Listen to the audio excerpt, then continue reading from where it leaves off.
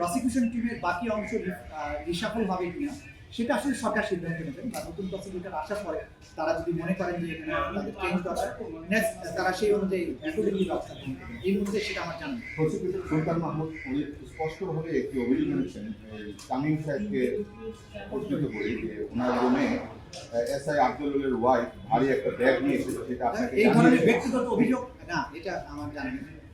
আপনাকে জানিয়েছে সেটাও বলেছে। না শুনুন, এইটা জাতীয় অভিযোগ আমরা তদন্ত করে দেখেছি।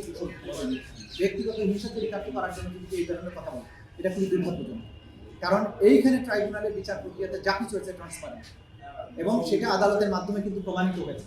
সুতরাং আজকে এই মুহূর্তে যদি কেউ অসৎ উদ্দেশ্যে কোনো মিথ্যা অভিযোগ করে, বাংলাদেশের গোটা জনগণ সাক্ষী, মিডিয়া সাক্ষী, আপনারা জানেন যে কী ধরনের ট্রান্সপারেন্ট প্রক্রিয়ার মধ্যে দিয়ে বিচার প্রক্রিয়া হয়েছে। কারণ দুই একজনের ব্যক্তিগত ক্ষোভের থেকে সে বুঝে হোক না বুঝেও যদি বলে, সেগুলো আমরা আমি অস্বাভাবিক কিছু মনে করবো না। এই কারণে যখনই একটা নির্বাচিত সরকার আসে, তারা কিন্তু তাদের পছন্দের লোকজনকে ন্যাচারালি রিপ্লেস হয়। আপনারা জানেন সরকার যখন ক্ষমতায় আসে সব জায়গাতে তো নির্বাচিত সরকারের ক্ষমতা আসে। এটা অস্বাভাবিক আমি মনে করছি, এটা খুবই স্বাভাবিক একটা প্রক্রিয়া, এটাকে অবাক হবার কিছু।